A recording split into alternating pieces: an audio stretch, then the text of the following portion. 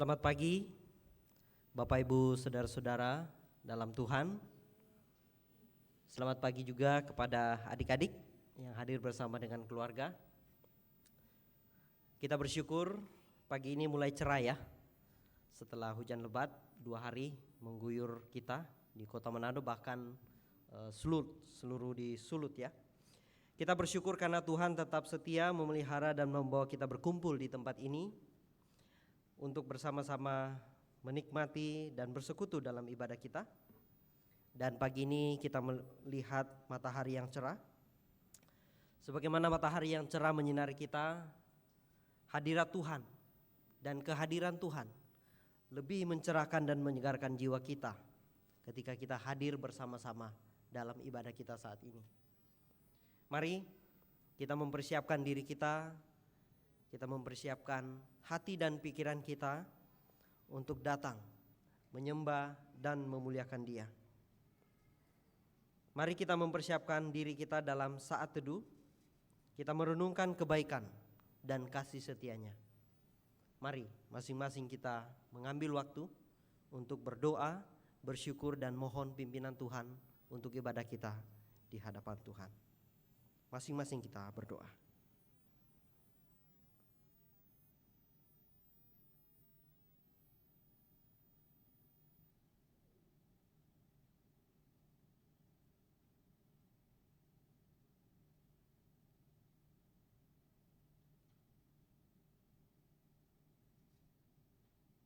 Amin.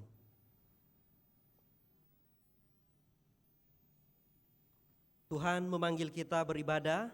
Mari kita bangkit berdiri. Bersama-sama kita membacakan Mazmur 148 ayat 1 sampai 5 secara bergantian. Haleluya. Pujilah Tuhan di sorga, pujilah Dia di tempat tinggi. Pujilah Dia, hai segala malaikatnya. Pujilah Dia, hai segala tentaranya. Pujilah Dia, hai matahari dan bulan. Pujilah Dia, hai segala bintang terang. Pujilah Dia, hai langit yang mengatasi segala langit, hai air yang di atas langit. Baiklah semuanya memuji nama Tuhan, sebab Dia memberi perintah, maka semuanya tercipta. Sebagaimana seluruh ciptaan dipanggil untuk memuji Tuhan, matahari, bulan, bintang, dan segala yang ada di langit, demikian pula kita umatnya yang ditebusnya, dipanggil untuk meninggikan namanya. Mari dengan hati yang penuh syukur kita menyanyikan pujian bagi Dia, O God beyond all praising. Bersama-sama kita menaikkan pujian ini.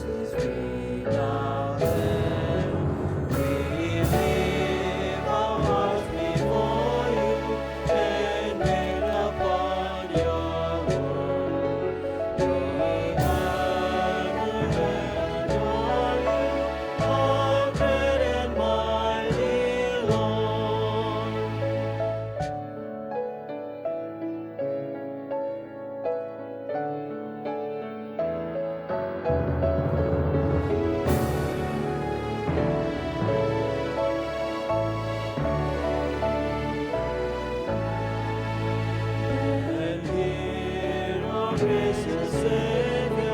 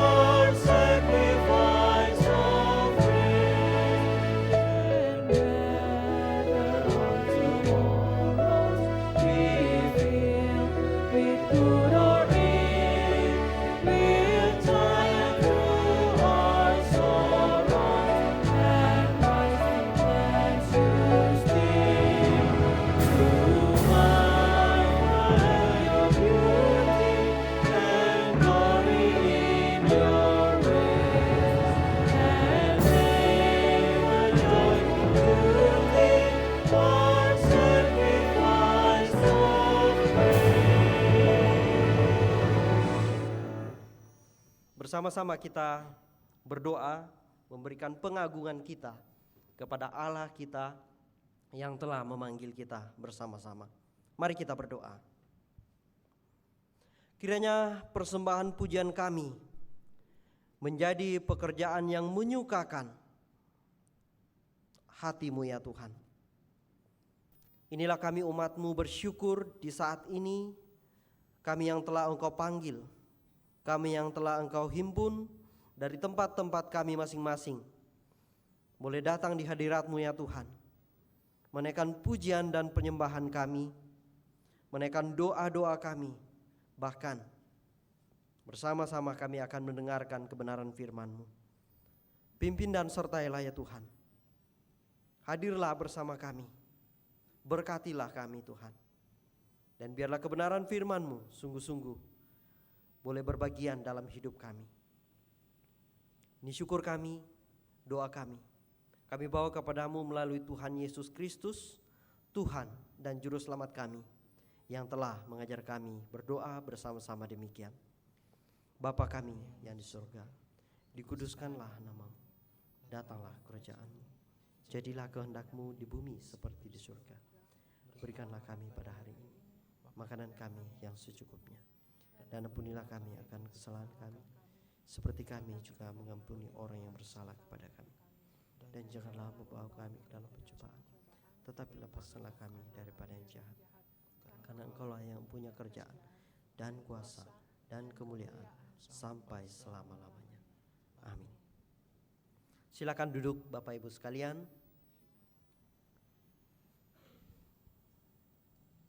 Selanjutnya kita akan bersama-sama membaca pengakuan iman kita, pengakuan yang memberikan pengajaran kepada kita bagaimana kita mengerti siapa Kristus dalam hidup kita. Kita akan membacakan Katekismus Heidelberg bagian 2, topik kelepasan manusia, untuk pertanyaan 31 dan 32. Mengapa Dia dinamakan Kristus, yang artinya yang diurapi? Sebab Dia telah ditetapkan oleh Allah Bapa dan diurapi dengan Roh Kudus, menjadi nabi dan guru, imam besar dan raja kita. Sebagai nabi dan guru kita yang tertinggi, Dia telah menyatakan kepada kita dengan sempurna seluruh rencana dan kehendak Allah yang tersembunyi mengenai penebusan kita. Sebagai imam besar kita satu-satunya, Dia telah menebus kita dengan kurban satu-satunya, yaitu tubuhnya sendiri, dan senantiasa menjadi pengantara kita di hadapan Allah dengan doa syafaatnya. Sebagai Raja kita yang kekal, Dia memerintah kita dengan firman dan Roh-Nya, serta melindungi dan memelihara kita, sehingga tetap memiliki keselamatan yang telah diperolehnya. Tetapi mengapa saudara disebut orang Kristen? Sebab aku melalui iman adalah anggota tubuh Kristus, dan dengan demikian mendapat bagian dalam pengurapannya. Tujuannya supaya aku mengakui namanya, mempersembahkan diriku kepadanya menjadi korban syukur yang hidup.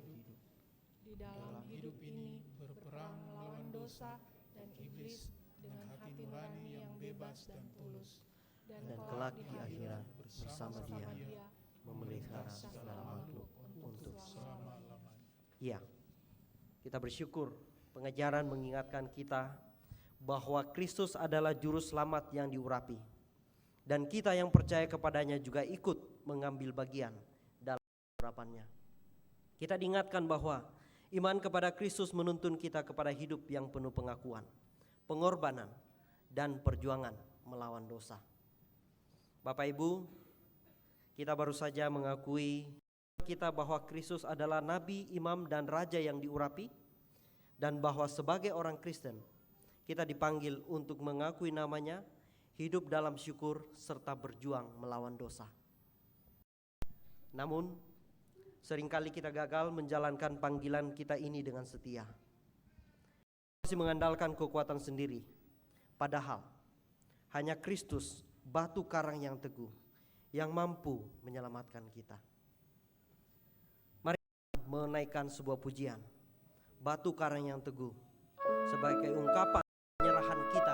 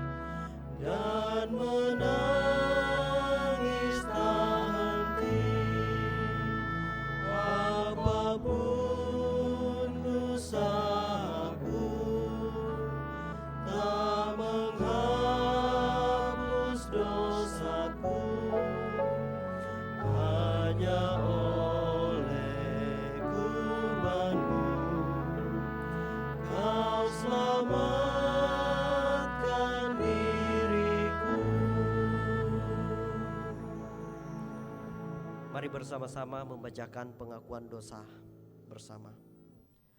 Allah yang Maha Kudus, Engkau telah mengutus Anakmu Yesus Kristus sebagai Nabi, Imam, dan Raja kami. Namun kami sering menolak suaranya dan berjalan menurut hikmat kami sendiri. Kami gagal mendengar dan menaati firman-Mu. Sebagai imam, Ia telah mempersembahkan dirinya sebagai korban yang sempurna bagi dosa kami.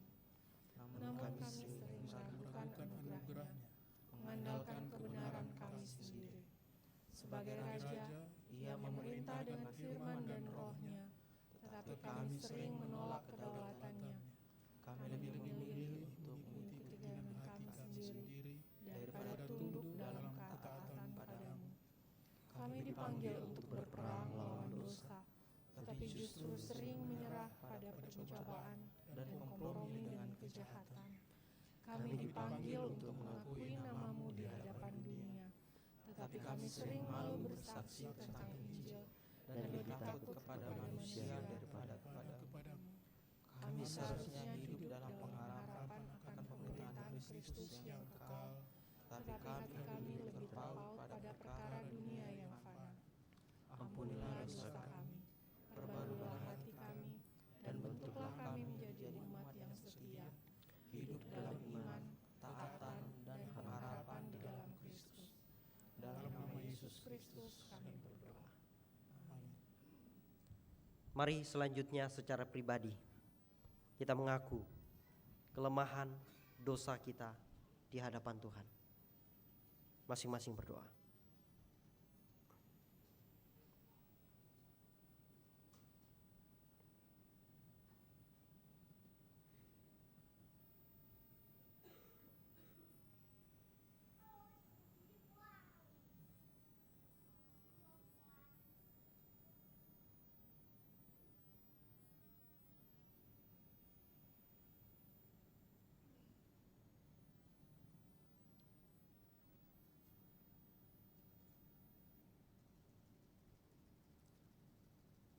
Bapa di dalam surga, dengarkanlah permohonan kami, pengakuan kami. Ampunilah dosa kami, perbaharuilah hati kami. Bentuklah kami menjadi umat yang setia, hidup dalam iman, ketaatan, dan pengharapan di dalam Kristus. Dalam nama Yesus Kristus kami berdoa. Amin. Bapak Ibu sekalian, kita bersyukur ketika kita beribadah kita diajarkan bahwa Tuhan menghendaki kita untuk datang kepadanya mengaku dosa dan pelanggaran kita. Dan firman-Nya mengatakan kepada kita dari Mazmur 51 ayat 19, korban sembelihan kepada Allah ialah jiwa yang hancur, hati yang patah dan remuk, tidak akan Kau pandang hina, ya Allah. Kiranya kita dengan penuh kesadaran boleh datang kepada Dia mengaku dosa dan pelanggaran kita, boleh mengingat bahwa Allah kita juga adalah Allah yang penuh kasih, yang terus menuntun dan memelihara kita sekalian. Saat ini kita akan berdoa bersama. Saya akan memimpin dua pokok doa terkait dengan pemberitaan Injil dan juga bagaimana kita hidup bermasyarakat secara khusus di tengah-tengah konteks curah hujan yang tinggi. Kita bisa saling memperhatikan satu dengan yang lain. Mari Bapak Ibu sekalian kita bersatu dalam doa, kita berdoa. Kami bersyukur ya Bapa di surga, di pagi hari ini selain kami boleh bersama-sama menaikkan pujian kami juga memiliki kesempatan untuk secara pribadi mengungkapkan kelemahan, keterbatasan kami, bahkan dosa kami kepadamu. Saat ini juga kami boleh Engkau berikan kesempatan untuk memikirkan orang lain, mendoakan pekerjaan-pekerjaan yang tidak hanya berfokus pada diri kami sendiri. Saat ini kami mau berdoa untuk pemberitaan Injil yang boleh terus dikerjakan oleh lembaga-lembaga baik dari pendidikan maupun gereja, lembaga misi maupun setiap pribadi yang boleh mengerjakan pemberitaan Injil ya Tuhan. Kami mohon, kami menyerahkan ke dalam tangan-Mu. Tuhan hadirlah dan Tuhan campur tanganlah dalam setiap kerinduan untuk memberitakan Injil ini. Sungguh Engkau yang boleh memelihara, menuntun dan menolong, agar setiap upaya yang dikerjakan boleh dilaksanakan dengan sebaik-baiknya, dan biarlah pemberitaan Injil yang boleh dikerjakan oleh gereja-gereja secara khusus Tuhan berkati. Tuhan pimpin dan sertai para hamba Tuhan yang memberikan pengajaran, yang memberikan nasihat, bukan sekedar nasihat bagaimana berperilaku baik, tetapi mereka boleh mengangkat dan membuka keagungan, kemuliaan, kebesaran dari karya Injil Yesus Kristus. Berkati Tuhan, agar mereka menjadi orang-orang yang penuh hikmat bijaksana, mengutarakan dengan bahasa yang boleh dipahami oleh jemaat. Dan biarlah setiap hati dari para jemaat yang mendengarnya, mereka boleh diteguhkan. Dan mungkin juga sekiranya ada yang belum percaya dalam pekerjaan dan pertolongan Roh Kudus, mereka boleh digerakkan, mereka boleh dibukakan, dan mereka mau menerima Yesus Kristus sebagai Tuhan dan Juru Selamat. Di lembaga-lembaga pendidikan, biarlah visi misi yang ada Engkau boleh campur tangan, menolong setiap para pendidik untuk berbagian, untuk memikirkan bahwa mata pelajaran yang mereka ajarkan adalah sarana untuk mengajarkan dan membimbing murid-murid untuk mengenal Yesus dan Juru Selamat. Untuk setiap pekerjaan pemberitaan Injil yang dikerjakan secara pribadi dalam profesi kami masing-masing sebagai profesional di tengah-tengah masyarakat, Tuhan kiranya memampukan agar kami melalui hidup kami boleh menyatakan kebenaran Injil, boleh menyatakan bahwa hidup kami adalah pribadi-pribadi yang mengaku Tuhan Yesus sebagai Tuhan dan Juru Selamat, dan itu muncul melalui sikap karakter kami. Mampukan Tuhan supaya setiap kami memiliki sebuah integritas, bagaimana kami menghidupi iman dalam berbagai macam kegiatan kami sehari-hari. Tidak hanya melalui hidup kami, tetapi kasihani dan tolong kami Tuhan, agar kami secara pribadi boleh memiliki keberanian, memiliki semangat dan memiliki intensi untuk memperkatakan siapa Tuhan dan Juru Selamat kami, apa yang Kristus lakukan, apa yang Kristus ajarkan kepada kami. Tuhan, tolong agar kami sebagai pribadi di berbagai macam kesempatan kehidupan kami juga melakukan dan mengerjakan pemberitaan Injil.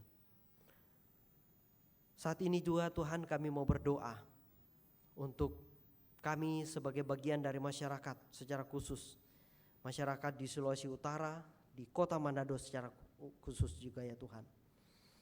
Tuhan, kiranya Engkau menuntun dan menolong kami boleh menjadi pribadi-pribadi yang menjadi perpanjangan tangan Tuhan dalam memperhatikan dan menunjukkan kasih kepada orang-orang di sekitar kami, mulai dari keluarga kami, mulai dari tetangga kami, mulai dari kompleks, bahkan kami secara umum di kota Manado ini.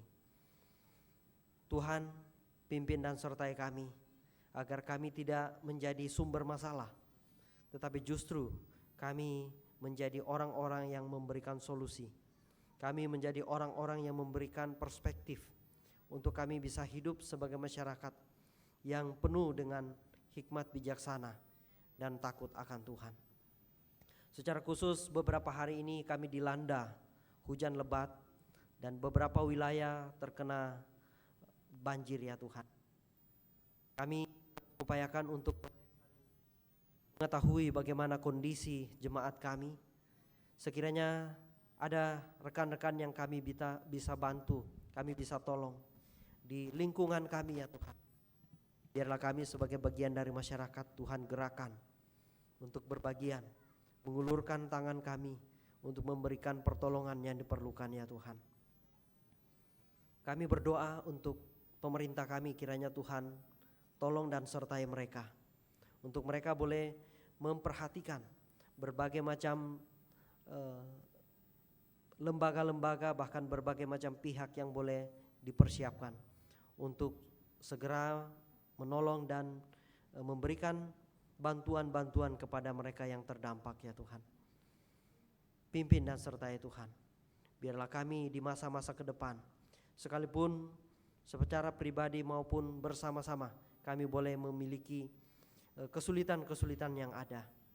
Biarlah dalam hikmat bijaksana-Mu ketika kami percaya dan belajar kebenaran firman-Mu, kami boleh diajar untuk bersama-sama berbagi, menunjukkan kasih Tuhan kepada mereka yang membutuhkan.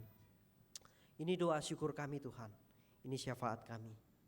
Kami bawa kepadamu melalui Tuhan kami Yesus Kristus, Tuhan dan Juru Selamat kami. Amin. Selanjutnya kita akan bersama-sama memberikan persembahan syukur kita. Pemazmur mengatakan, dengan rela hati aku akan mempersembahkan korban kepadamu. Bersyukur sebab nama-Mu baik ya Tuhan. Biarlah sebagaimana pemazmur menyatakan dengan rela hati mempersembahkan korban kepada Tuhan sebagai ungkapan syukur atas kebaikannya, karena Tuhan telah menebus, memelihara dan mengampuni kita dengan kasih setia-Nya. Mari dengan hati yang penuh sukacita kita mempersiapkan persembahan kita. Kita menyanyikan lagu Mari Puji Raja Sorga.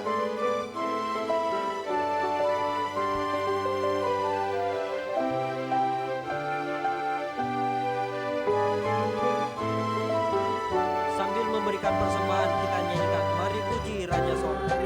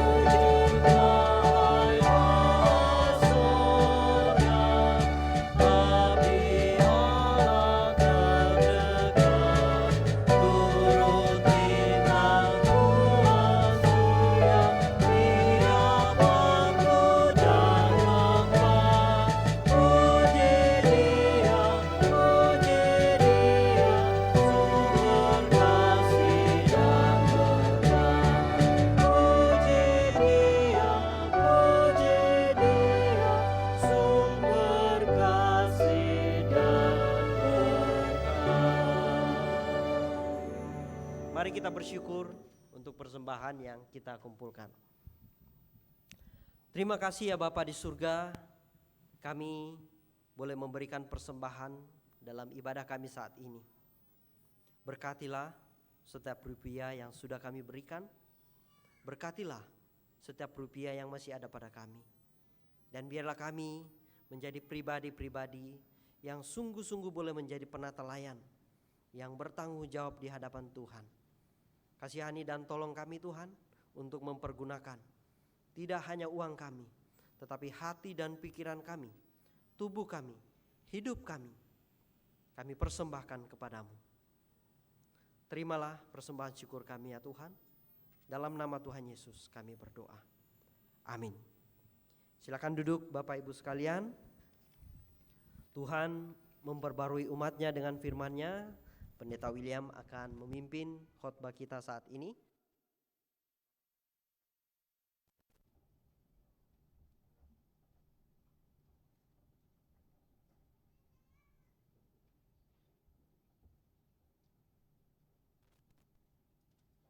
Bapak Ibu, saudara dan juga adik-adik sekalian. Selamat pagi. Sebelah sini belum kedengaran. Selamat pagi Bapak Ibu, saudara, adik-adik. Ya, terima kasih. Bapak Ibu, pada hari ini sebelum kita membaca dan juga menungkan firman, saya mau mengajak kita berdoa terlebih dahulu. Mari kita berdoa.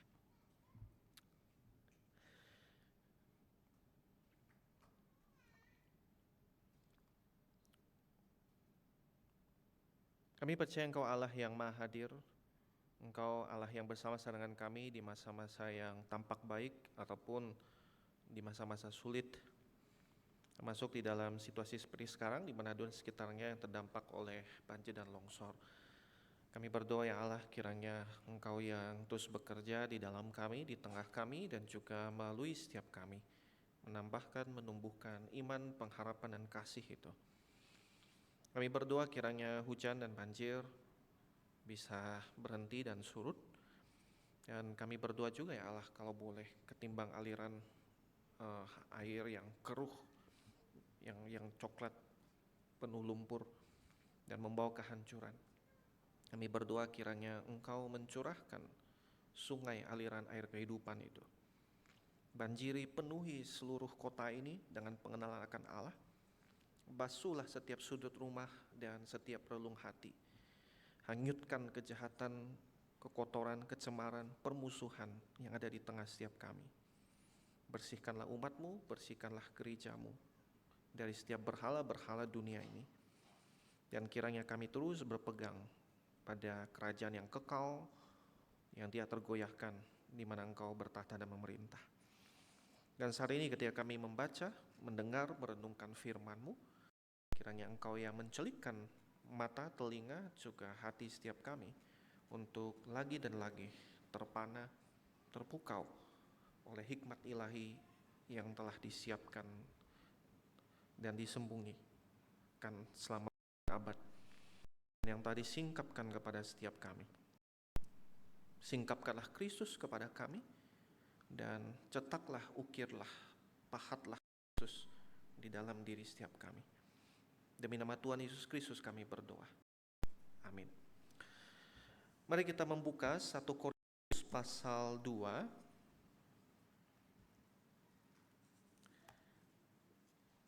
1 Korintus pasal 2 ayat 6 sampai ayat yang ke-16. 1 Korintus pasal 2 ayat 6 sampai ayat yang ke-16. Cek. Jika Bapak Ibu, saudara dan juga adik-adik sekalian sudah menemukan, silakan bisa memperhatikan di dalam Alkitab masing-masing. Rekan-rekan di depan akan membacakan untuk kita semua. Mari kita bisa menyimaknya dengan memperhatikan Alkitab kita masing-masing. Dengarkanlah firman Tuhan yang terdapat di dalam 1 Korintus 2, 6-16. Hikmat yang benar. Sungguh pun demikian, kami memberitakan hikmat di kalangan mereka yang telah matang, yaitu hikmat yang bukan dari dunia ini dan yang bukan dari penguasa-penguasa dunia ini, yaitu penguasa-penguasa yang akan ditiadakan. Tetapi yang kami beritakan ialah hikmat Allah yang tersembunyi dan rahasia, yang sebelum dunia dijadikan telah disediakan Allah bagi kemuliaan kita. Tidak ada dari penguasa dunia ini yang mengenalnya, sebab kalau sekiranya mereka mengenalnya, mereka tidak menyalibkan Tuhan yang mulia. Tetapi seperti ada tertulis, apa yang tidak pernah dilihat oleh mata dan tidak pernah didengar oleh telinga dan yang tidak pernah timbul di dalam hati manusia, semua yang disediakan Allah untuk mereka yang mengasihi Dia.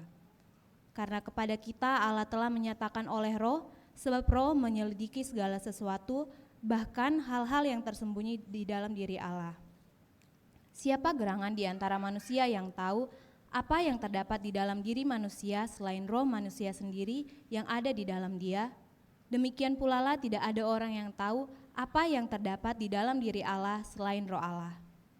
Kita tidak menerima roh dunia, tetapi roh yang berasal dari Allah, supaya kita tahu apa yang dikaruniakan Allah kepada kita. Dan karena kami menafsirkan hal-hal rohani kepada mereka yang mempunyai roh, kami berkata-kata tentang karunia-karunia Allah dengan perkataan yang bukan diajarkan kepada kami oleh hikmat manusia, tetapi oleh roh. Tetapi manusia duniawi tidak menerima apa yang berasal dari roh Allah, karena hal itu baginya adalah suatu kebodohan, dan ia tidak dapat memahaminya, sebab hal itu hanya dapat dinilai secara rohani. Tetapi manusia rohani menilai segala sesuatu, tetapi ia sendiri tidak dinilai oleh orang lain. Sebab siapakah yang mengetahui pikiran Tuhan sehingga ia dapat menasihati dia, tetapi kami memiliki pikiran Kristus. Demikian firman Tuhan pada hari ini. Demikian firman Tuhan, Dia besar, Dia akan pernah memimpin kita kepada kesalahan. Bapak Ibu, saudara juga adik-adik sekalian, salah satu hal yang sulit ketika membaca Alkitab, mengkhotbahkannya, yaitu masalah penafsiran. Karena bisa jadi kita terjebak memelintir firman Tuhan untuk melayani agenda kita atau kemauan kita. Ya. Nah, saudara saya yakin pasti pernah mendengar 2 Timotius pasal 3 itu. Jika seseorang tidak mau bekerja, janganlah ia makan. Pernah dengar ya Bapak Ibu ya? Saudara pernah dengar ya? Kalau nggak pernah dengar, ini saya sudah ucapin. Kalau seseorang tidak mau bekerja, janganlah ia makan. Nah, saudara kira-kira kalau teks itu Anda tafsirkan artinya apa? Ya pokoknya kalau malas nggak kerja ya sudah nggak boleh makan. Jadi itu untuk menegur orang yang malas, ya kira begitu toh ya. Nah, jadi itu adalah tafsiran yang konservatif yang ya kalau kita baca bagian itu memang mengatakan ya seperti itu. Tapi saudara, teks yang sama bisa dipelintir, dipakai oleh orang-orang yang Marxis. Anda tahu kira-kira 100 tahun yang lalu seorang bernama Lenin, dia juga pakai teks itu untuk mendukung dia punya revolusi, saudara. Ya, jadi para pemilik pabrik, para bos-bos, karena punya alat-alat kerja, dia mempekerjakan buruh di pabriknya, dia kan ongkang-ongkang kaki kagak kerja. Nah, jadi itu berlawanan dengan firman Tuhan. Ya, jadi kalau seseorang tidak mau bekerja, dia tidak boleh makan. Itu adalah satu teks untuk mendukung perjuangan kita melawan tirani dari orang-orang borjuis, orang-orang yang pemilik aset ya, pemilik pabrik, pemilik alat-alat produksi. Nah, jadi kita harus revolusi. Dan itu jadi semboyan di dalam revolusinya itu. Jika seseorang tidak mau bekerja, maka dia tidak boleh makan. Nah, saudara, itu sebabnya ketika baca Alkitab, menafsirkan Alkitab, kita nggak bisa dengan sembarangan. Kenapa ketika khotbah di CCM itu, kok kayaknya saya berharap semoga ya Bapak Ibu nggak menangkapnya itu bosan gitu. Ya, saya juga berusaha untuk tidak mengkhotbahkannya itu membosankan, tetapi memang kita harus balik lagi kepada konteks dan konteks. Apa yang dibicarakan di sana, kenapa dia bicara seperti itu. Karena kalau enggak, kita bisa memelintir firman Tuhan untuk melayani agenda-agenda kita. Saudara, salah satu teks yang sulit dan juga seringkali dipelintir ya 2 Korintus ini. Ketika dikatakan manusia rohani menilai segala sesuatu, tapi ia sendiri tidak dinilai oleh orang lain. Itu dipakai di dalam sejarah oleh pemimpin-pemimpin gereja, orang-orang yang tidak bertanggung jawab. Dia mengatakan, saya ini orang yang rohani gitu. Justru saya menilai segala sesuatu secara rohani dan tidak dinilai oleh orang lain, oleh siapapun. Jadi untouchable, nggak bisa disentuh, nggak bisa diobok-obok. Serem nggak saudara? Serem sekali kalau kita baca dan memelintir firman Tuhan untuk melayani kemauan kita, kesukaan kita. Nah, itu sebabnya kita perlu balik lagi kepada maksud penulis, konteksnya apa yang sempat dibicarakan, dan dari sana kemudian menarik pembelajarannya. Nah, saudara, ingat bahwa ketika Paulus dia menyampaikan hal-hal ini, dia sedang mengingatkan, menegur, mengajar orang-orang Korintus yang bikin perpecahan itu. Mereka bikin faksi-faksi, golongan-golongan. Saya golongan Apolos, saya golongan Paulus, saya golongan Petrus, ya. Yang lain lagi super rohani, saya golongan Kristus. Nggak perlu pemimpin apapun. Jadi di dalam konteks seperti itu diingatkan kepada mereka mengenai hikmat dari Allah, hikmat yang bukan dari dunia ini. Dan ini adalah kelanjutan dari apa yang dia bahas, saudara. Di dalam bagian yang kita telah baca tadi dan akan kita renungkan bersama, di dalamnya ada 3 kontras, saudara. Dan ini yang akan menjadi pembahasan kita pada hari ini. Ya, di dalam 2 Korintus pasal 6 sampai 16 ini, Paulus mengkontraskan 3 hal. Yang pertama yaitu dia mengkontraskan antara orang-orang yang menerima hikmat Allah dengan orang-orang yang tidak menerima hikmat Allah. Itu ada di dalam pasal 6 sampai pasal 10 bagian yang awalnya, saudara. Ingat bahwa dia telah mengingatkan berita tentang Kristus yang tersalib, Mesias yang tersalib, Juru Selamat yang tersalib itu ada berita yang bodoh di mata dunia, di dalam telinganya dunia. Tetapi Paulus bilang justru itu adalah hikmat Allah. Dan saudara, sekarang Paulus dia mau menggali itu lebih mendalam. Perhatikan di sana dia katakan, sungguh pun demikian kami memberitakan hikmat di kalangan mereka yang telah matang. Karena bisa jadi saudara, orang-orang Kristen kemudian bicara, oh berarti yang selama ini kita percaya memang bodoh ya di mata dunia ya, memang gak masuk akal ya, memang itu sesuatu yang foolish ya, yang memang bebal. Nah, tetapi Paulus justru bilang, ya tunggu dulu, yang saya sampaikan justru adalah hikmat, adalah wisdom, adalah satu true wisdom buat orang-orang tertentu. Ya, jadi yang saya sampaikan bukan satu kebodohan, bukan hal yang irasional, yang tidak masuk akal, yang nonsense, tetapi justru ini adalah true wisdom. Dan saudara perhatikan di sana, dia katakan ini hanya diterima oleh mereka yang telah matang.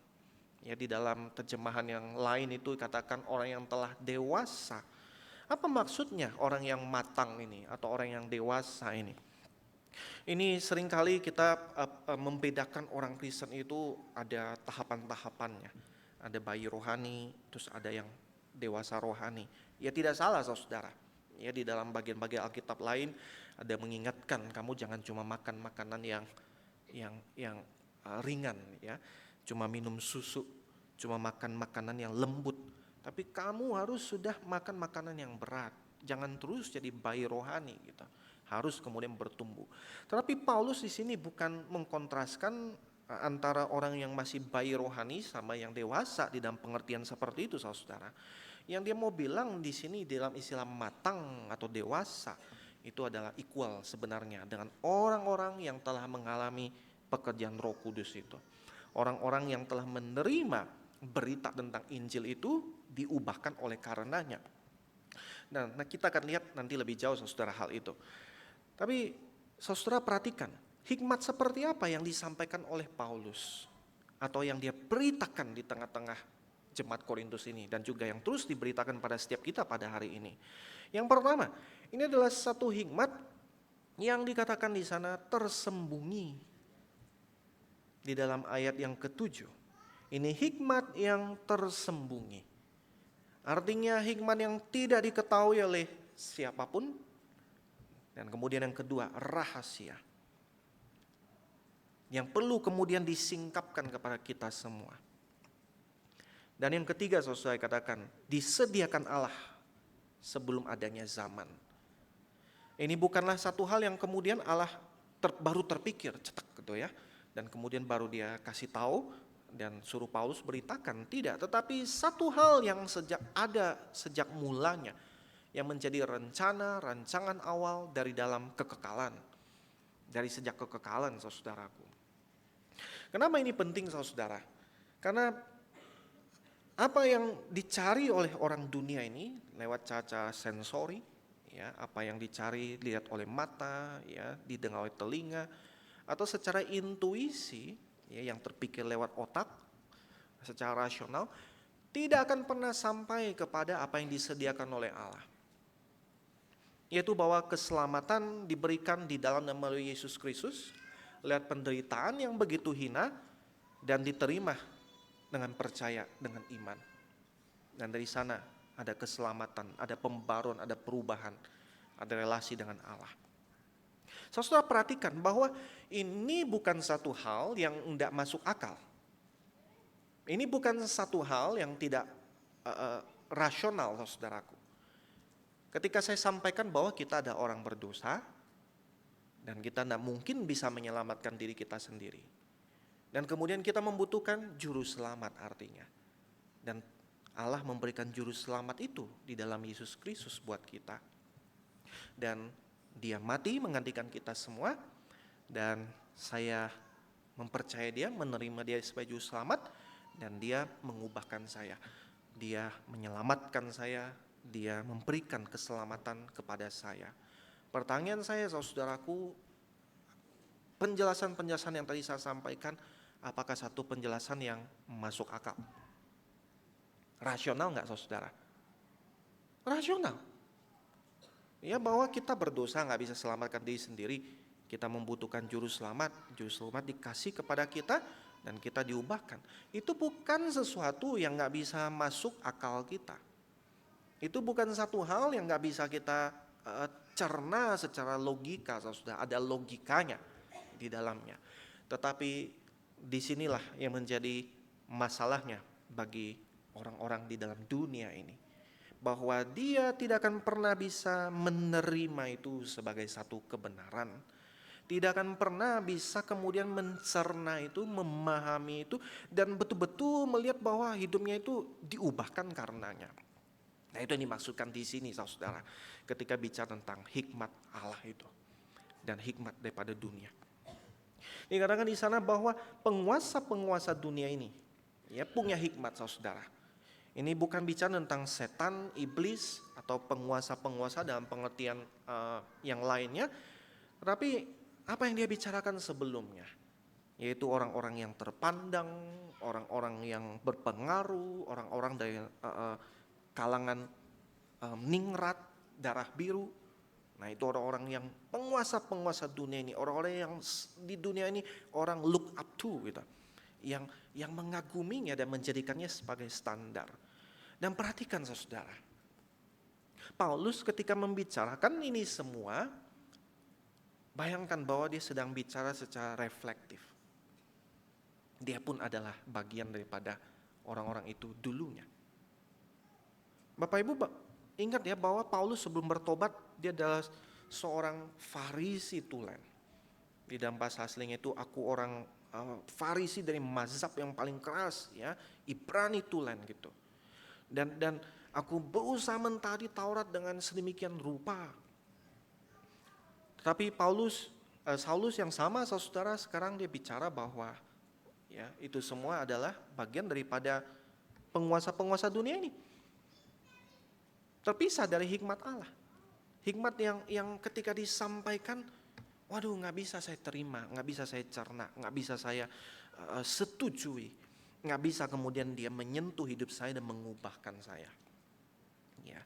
Dan saudara, perhatikan di sana ketika dikatakan hikmat Allah yang tersembunyi dan rahasia yang tadi disediakan Allah bagi kemuliaan kita sebelum adanya zaman.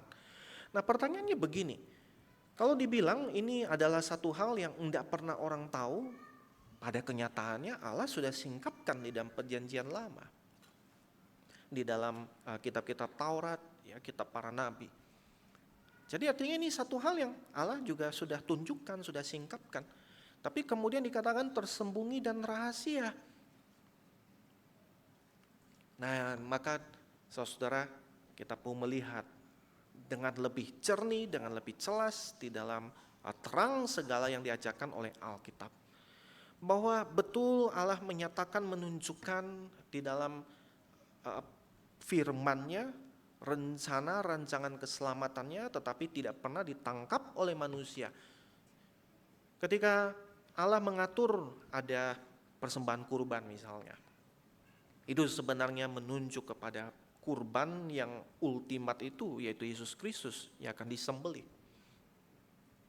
Ketika Allah menyediakan imam-imam dengan segala peraturan-peraturannya, terus ada imam besar yang boleh ketemu Allah, ya, masuk ke ruang Maha Kudus di dalam waktu yang tertentu, itu sebenarnya menunjuk kepada imam yang sejati itu. Sebagaimana tadi yang kita dalam pengakuan iman ucapkan, imam yang sejati yaitu Yesus Kristus sebagai mediator antara Allah dengan manusia.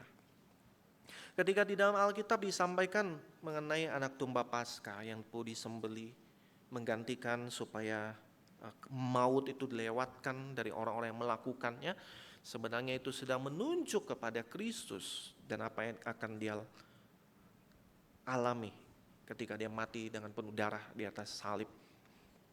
Jadi saudara, pada satu sisi Allah sebenarnya sudah menunjukkan serpihan-serpihannya itu, tetapi itu tidak akan pernah ditangkap dan tersembunyi dan rahasia sampai pada waktunya Allah menyingkapkannya, menunjukkannya, yaitu ketika Kristus datang ke dalam dunia ini, menggenapi itu semua dan sekarang diberitakan lewat pemberitaan para rasul itu. Dan saudara, ini adalah satu hal yang tidak pernah dilihat oleh mata, tidak pernah didengar oleh telinga, tidak pernah timbul di dalam hati manusia. Ini melampaui kemampuan kita secara sensori, kemampuan kita secara intuisi untuk memikirkannya, enggak akan pernah nyampe saudara. Enggak akan pernah ketemu rencana rancangan Allah yang seperti itu sampai Allah yang tunjukkan kepada kita semua. Nah, kayaknya seperti itu argumen Paulus di sini. Nah, yang kedua, kemudian dia katakan saudara, bahwa betul Allah sediakan itu, bahwa selama ini itu hal yang tersembunyi, rahasia, tidak pernah kita tangkap. Dan kenapa sekarang bisa kemudian kita ketahui? Kenapa kemudian sekarang bisa kita kenali? Kenapa sekarang kemudian bisa kita terima? Nah, ini yang kontras kedua itu. Itu ada pekerjaan Roh Kudus itu di dalam diri setiap kita. Di dalam ayat 10 dikatakan kepada kita Allah telah menyatakannya oleh Roh. Sebab Roh menyelidiki segala sesuatu, bahkan hal-hal yang tersembunyi dalam diri Allah. Sebab siapa di antara manusia yang tahu apa yang terdapat di dalam diri manusia selain roh manusia sendiri yang ada di dalam dia. Demikian pula lah tidak ada orang yang tahu apa yang terdapat di dalam diri Allah selain roh Allah.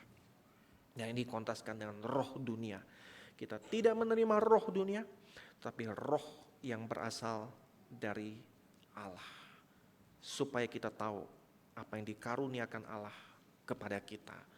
Saudara, kebenaran mengenai rencana Allah sejak dari dalam kekekalan itu tidak akan pernah bisa kita cerna, tidak akan pernah bisa kita terima, tidak akan pernah bisa kita setujui, kecuali Allah lewat rohnya itu bekerja di dalam setiap kita, mengingkapkannya untuk kita.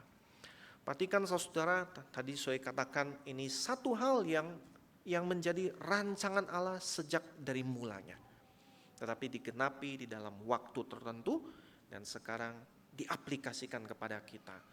Dan satu teks yang menarik di dalam Alkitab yaitu ketika bicara tentang rencana Allah dan kekekalan. Coba kita lihat di dalam Efesus pasal 1 saudara.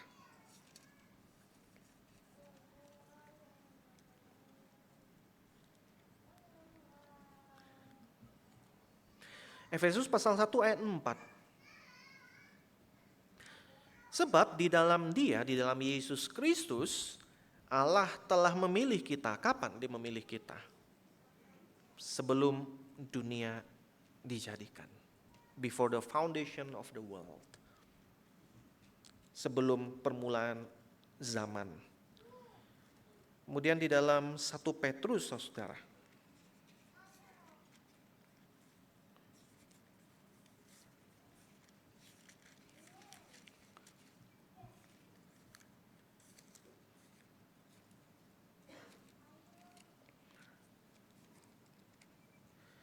Dalam 1 Petrus pasal 1 ayat 20. Ketika bicara tentang Kristus sekali lagi, dikatakan di sana, ia telah dipilih sebelum dunia dijadikan, tapi baru dinyatakan pada zaman akhir demi kamu, before the foundations of the world. Jadi saudara, rencana Allah untuk menyelamatkan manusia yang berdosa, ya, ini di luar kemampuan kita untuk memikirkannya, saudara. Tapi itu bukan satu rencana yang tiba-tiba baru Allah terpikirkan, tiba-tiba baru muncul nongol di dalam otaknya Allah, atau di dalam rencananya Allah, di dalam rancangannya Allah. Tidak, saudara. Tapi bahkan itu satu hal yang telah ditentukan oleh Allah sebelum dunia dijadikan, before the foundations of the world. Sebelum segala zaman, sebelum adanya zaman, sebelum adanya waktu, saudara, itu telah ditentukan oleh Allah, telah disediakan oleh Allah, telah direncanakan oleh Allah. Dan di dalam waktu tertentu sekarang Kristus lakukan, Kristus penuhi, Kristus sekarang genapi. Dan Allah Roh Kudus mengingkapkan itu kepada kita. Jadi saudara, ini satu hal yang sangat-sangat luar biasa, yang melampaui apa yang kita pikirkan, melampaui apa yang kita renungkan. Nggak akan pernah kepikiran, saudara. Nggak akan pernah kita bisa nyampe ke sana. Dan itu semua disingkapkan oleh Roh Allah kepada kita. Dan oleh sebab itulah, saudara, maka kemudian ayat berikutnya di dalam ayat 14 sampai yang ayat ke-16, di situ ada kontras yang terakhir antara manusia alami, yaitu manusia yang tidak mengalami pekerjaan Roh Allah, dengan manusia rohani, atau di dalam pengertian orang-orang yang mengalami pekerjaan Roh Allah itu. Saudara, ketika mendengar istilah rohani, seringkali kita selalu kontraskan dengan jasmani. Ya, ketika selesai kebaktian, selesai ibadah, kemudian ada makanan.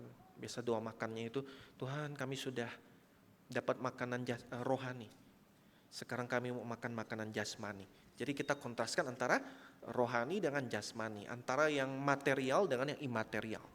Nah, tetapi di sini saudara, ketika kita bicara tentang rohani, ini bukanlah ngomongin tentang tadi kontras dengan materi, bukan, saudara. Yang dikontraskan adalah ini manusia rohani, manusia spiritual, artinya ini orang-orang yang telah mengalami karya Roh Allah itu, dituntun oleh Roh Allah, diubahkan oleh Roh Allah. Itulah yang disebut sebagai manusia rohani, manusia spiritual, karena ada pekerjaan spirit di dalamnya, pekerjaan Roh Allah di dalamnya. Sementara manusia alami, yaitu kontrasnya, saudara, tidak pernah mengalami itu semua, tidak pernah mengalami pekerjaan Roh Kudus itu di dalam dirinya. Dan dikatakan di sana, orang-orang yang tidak pernah mengalami itu, mengalami pekerjaan Roh Kudus, itu sebabnya tidak menerima apa yang berasal dari Roh Allah, karena baginya itu adalah satu kebodohan. Rencana Allah, karya Allah menyelamatkan manusia di dalam Yesus Kristus, Mesias yang tersalibkan itu menjadi satu kebodohan bagi orang yang tidak pernah mengalami pekerjaan Roh Allah. Dan yang gak mampu memahaminya. Karena hal itu hanya dapat dinilai secara rohani, pekerjaan Roh Kudus sekali lagi. Namun manusia rohani menilai segala sesuatu, tapi ia sendiri tidak dinilai oleh orang lain. Nah, balik lagi saudara, ini bukan satu teks untuk kemudian membuat kita itu jadi petanang petenteng, ya. Saya nggak bisa dinilai oleh siapapun gitu, karena saya menilai segalanya gitu. Bukan, saudara, bukan itu yang menjadi maksud Paulus di sini, ya. Karena ini sebenarnya bermaksud ganda ketika dia menyampaikan ini, ya. Dia bermaksud ganda ketika dia bicara hal ini, saudara, ya. Karena maksud Paulus adalah dia mau bilang, kalau seandainya kamu, ya, seorang manusia rohani menilai tadi, ya, segala sesuatu yang lainnya. Jadi kita udah nggak pakai penilaian dunia ini lagi, begitu kira-kira. Ya, kalau saudara manusia rohani menilai segala sesuatu, contohnya begini, ya, seseorang yang telah di dalam Kristus, ya, dia di dalam Kristus, dia masih bisa menilai pola pikir orang-orang yang di luar Kristus. Ya, contoh saudara, ketika bicara tentang materi misalnya. Oh, bagi kita materi adalah kepercayaan daripada Allah, yang satu waktu kita akan pertanggungjawabkan kepada Allah. Nah, itu kan di dalam kekristenan, iman saya gitu. Tapi kan orang yang di luar Kristen tidak berpikir seperti itu, kira-kira ya saudara ya. Dia punya pola pikirnya sendiri, penilaiannya sendiri, yang mana saya karena dulu pernah di bagian itu, pernah di dalam dunia yang seperti itu, pernah memiliki pikiran yang demikian, maka saya bisa menilai itu kira-kira. Ya. Nah, tetapi sekarang setelah saya di dalam pekerjaan Roh Kudus, sekarang diubahkan jadi manusia rohani, manusia yang dipimpin oleh Roh Kudus, celik akan rencana Allah yang tersembunyi itu. Nah, saya tetap masih bisa menilai itu toh. Pola pikir yang lama tadi, sementara mereka tidak bisa melihat dan menilai apa yang telah saya alami saat ini, apa yang telah saya pahami saat ini, itu tidak pernah bisa mereka terima atau nilai. Jadi kira-kira seperti itu maksud Paulus, saudara. Jadi ini bukan artinya kita untouchable, nggak pernah bisa disentuh, saudaraku. Ya, dan dia katakan di sana, sebab siapakah yang mengetahui pikiran Tuhan sehingga ia dapat menasihati dia. Namun kami memiliki pikiran Kristus. Dan ini akan berlanjut kepada pasal 3 yang bagian berikutnya. Karena Paulus ingat dia sedang menegur mengenai masalah perpecahan, mengenai masalah perselisihan karena nama-nama tertentu, pemimpin-pemimpin tertentu yang dianggap, wah ini lebih kudus, ini lebih suci, ini lebih berhikmat, ini lebih pintar ngomong, ya, ini lebih pintar untuk mengajar, ini lebih filosofis, ini lebih enak didengar, dan saya lebih senang ini, saya lebih cocok yang ini, saya lebih suka yang ini.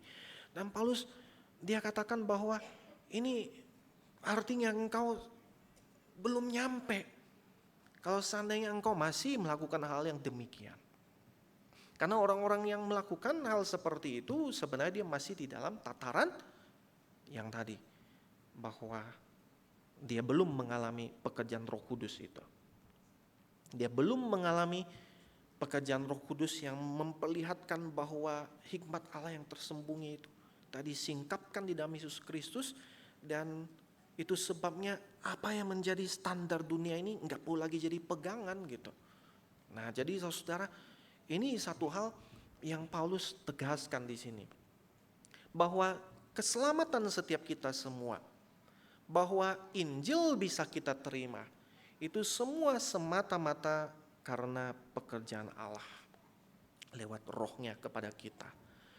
Roh yang mengingkapkan kepada kita rencana Allah, rancangan Allah yang tadi capai di dalam Yesus Kristus dan diaplikasikan kepada kita, sehingga kita memiliki mindset Kristus itu, pikiran Kristus.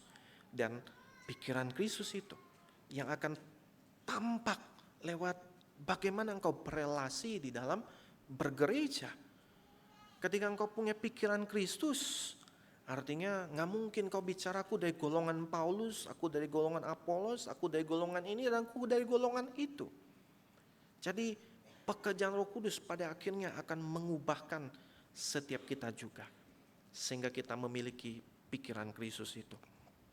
Dan ini akan kita bahas dengan lebih lanjut di dalam 1 Korintus pasal 3 di bulan yang akan datang, saudara.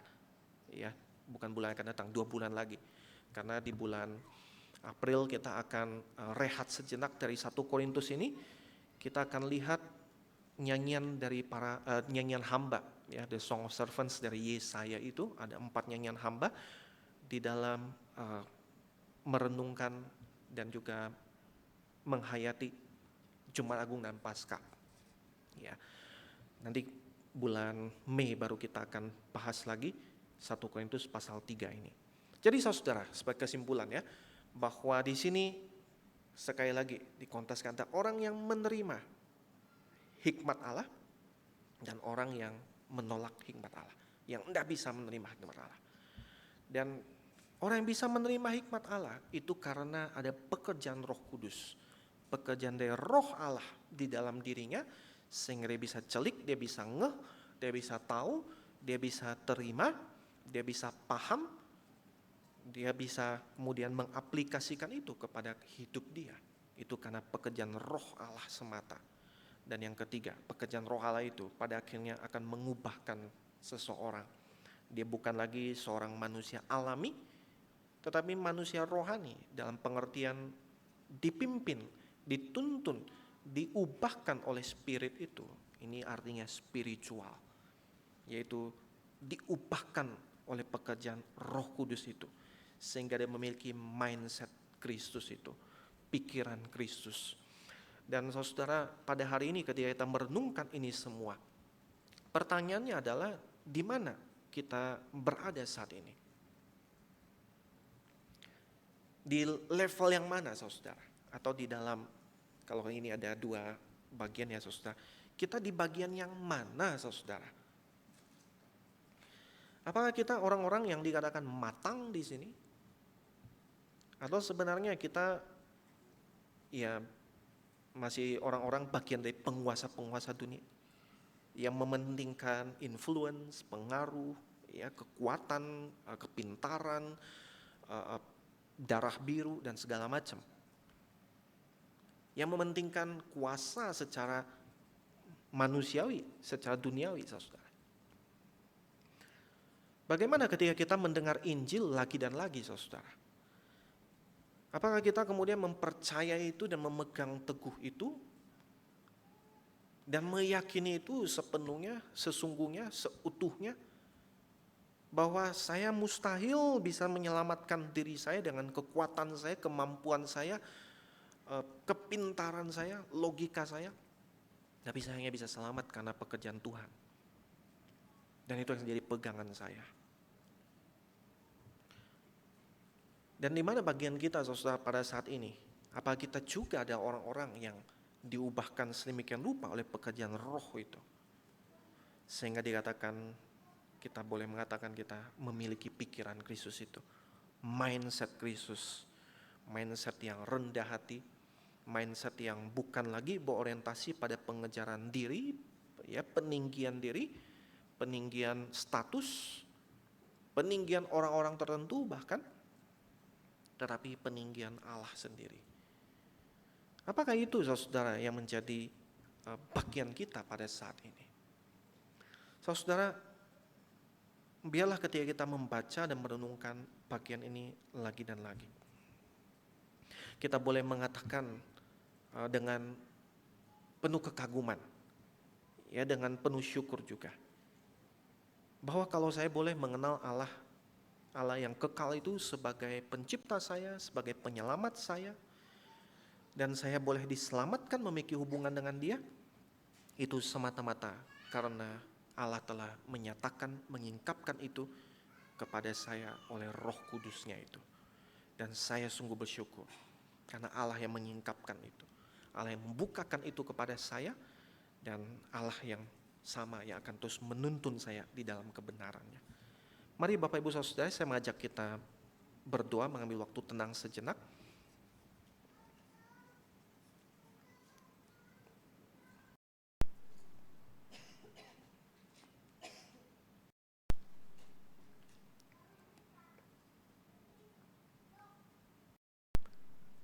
Saya tidak tahu Bapak Ibu Saudara juga adik-adik sekalian, sudah berapa kali kita mendengar berita tentang Yesus Kristus, Mesias Juru Selamat yang tersalib.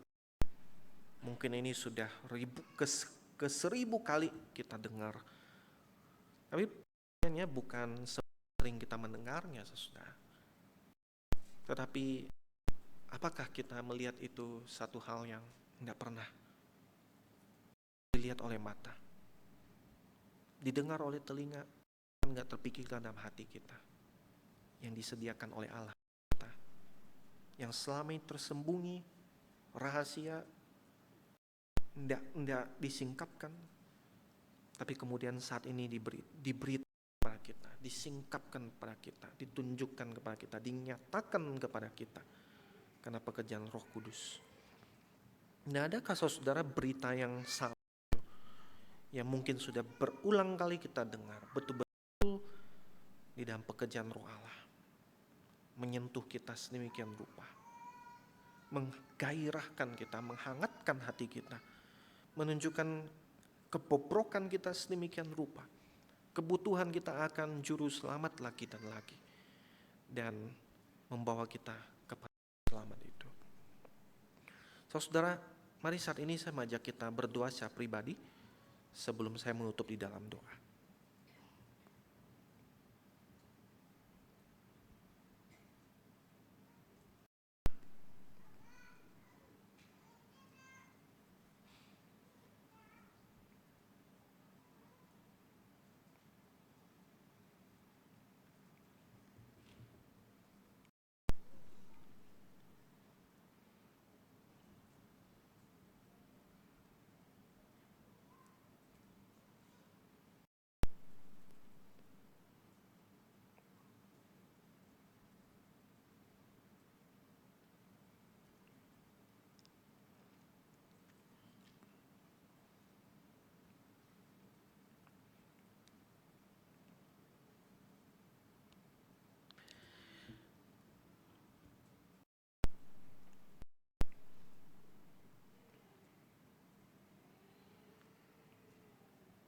Ya Tuhan, ketika kami membaca dan merenungkan firman-Mu, kiranya kami terus berkaca.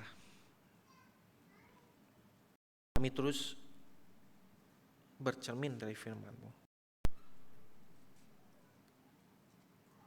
Seringkali kami mengklaim secara terang-terangan ataupun secara sembunyi-sembunyi, kami beranggapan kami adalah orang-orang yang rohani.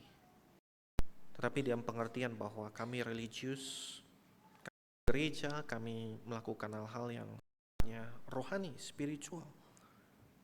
Kami bukan orang-orang yang dikuasai oleh ketamakan, kerakusan, atau hal yang duniawi, saudara. Tetapi,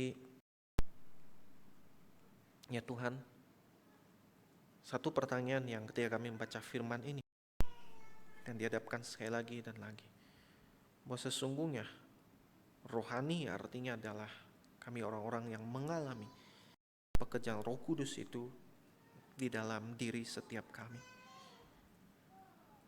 Pekerjaan Roh yang mengingkapkan apa yang telah disediakan sejak kekekalan sebelum dunia dijadikan. Pekerjaan Roh yang menghidupkan kami, yang meyakinkan kami, yang membuat kami bisa mengatakan, ya berita itu sungguh benar. Kami orang berdosa, kami butuh juru selamat. Pekerjaan Roh yang sama yang terus kami dalam kebenaran, yang terus membentuk Kristus lagi dan lagi dalam hidup kami. Itulah sebenarnya arti rohani itu. Dan kami rindu adalah rohani yang seperti itulah yang boleh kami alami dari hari ke hari, dari waktu ke waktu. Rohani karena lagu-lagu yang kami dengarkan, lagu-lagu yang kami nyanyikan, tapi rohani yang tampak secara keseluruhan, secara holistik, diubahkan dengan Roh Kudus itu, dalam dan luar. Dan kami juga berdoa ya Allah, ketika kami masih terus mungkin mengukur segala sesuatu berdasarkan hikmat dunia ini,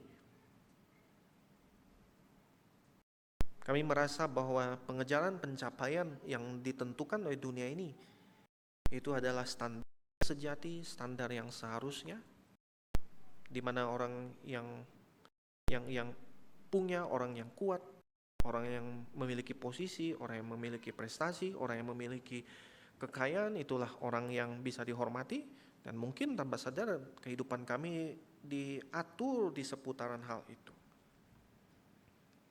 bahkan termasuk kehidupan kami gereja. Maka biarlah hari ini Allah, Engkau memporak-porandakan hikmat dunia yang selama ini menguasai kehidupan kami. Tunjukkan kepada kami hikmat ilahi yang tidak pernah kami pikirkan, tidak pernah kami lihat, tidak pernah kami dengar. Hikmat yang Kau nyatakan, tunjukkan lewat anak-Mu, Tuhan kami Yesus Kristus, yang rela merendahkan dirinya, datang ke dalam dunia, meninggalkan segala sesuatu, mencari kami yang terhilang, menyelamatkan kami, memberikan kami hidup yang baru.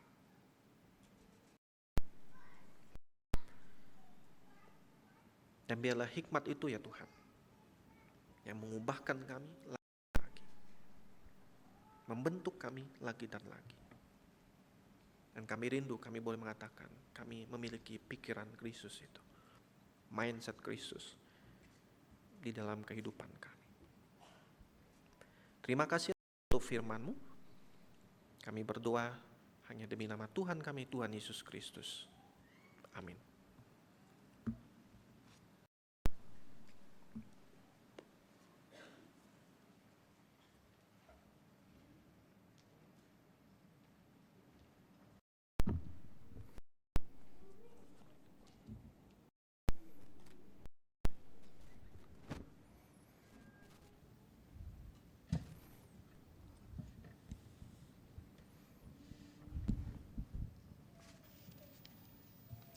Puji Tuhan, kita baru saja mendengar firman Tuhan yang menyingkapkan hikmat ilahi bagi kita, mempertegas kepada kita bahwa kita membutuhkan pekerjaan roh dalam hidup kita untuk kita mengerti apa yang Tuhan kehendaki.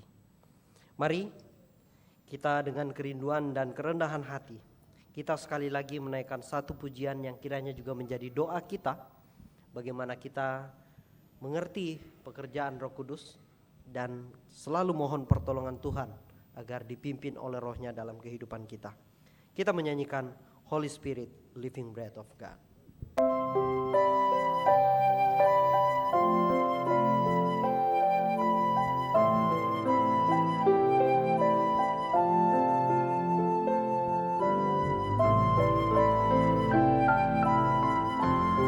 Kita bangkit berdiri, kita menyanyikan pujian ini bersama-sama.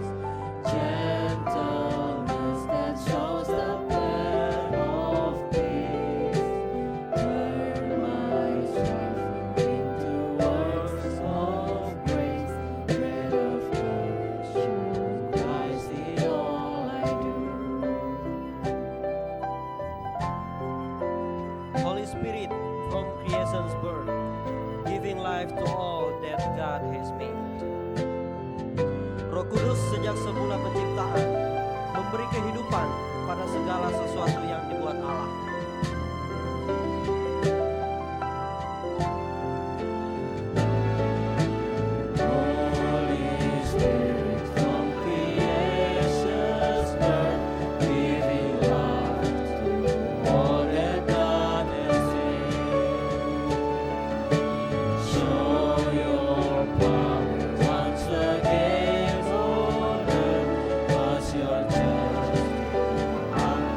For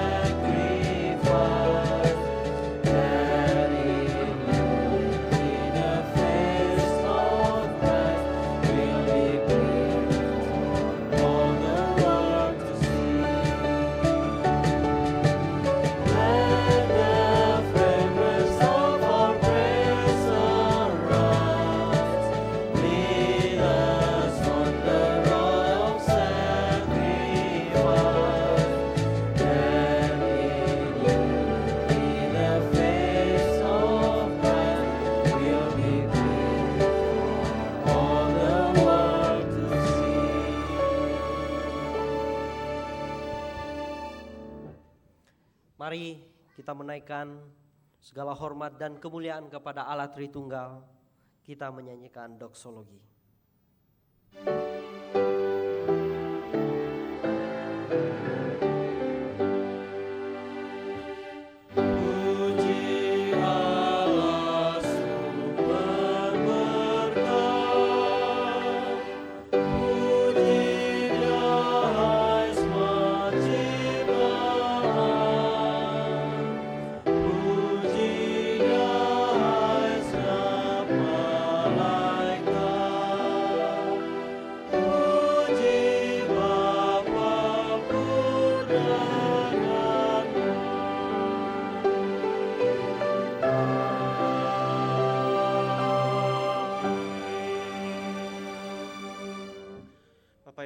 Juga adik-adik sekalian, di dalam penghujung ibadah ini Tuhan mengutus setiap kita kembali ke dalam kehidupan kita masing. Liturgi ibadah telah selesai, liturgi kehidupan baru akan dimulai.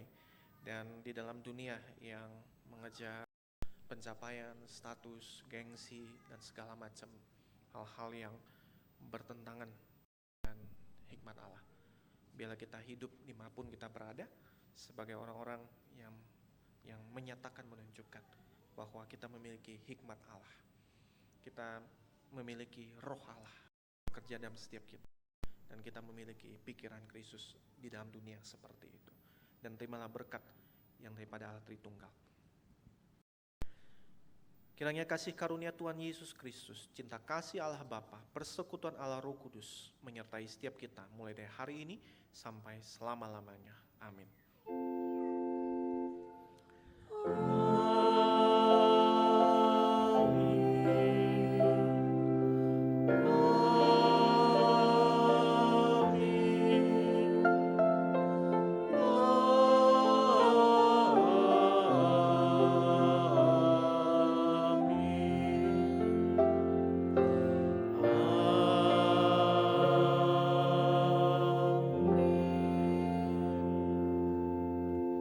Silakan duduk, saya ambil waktu teduh.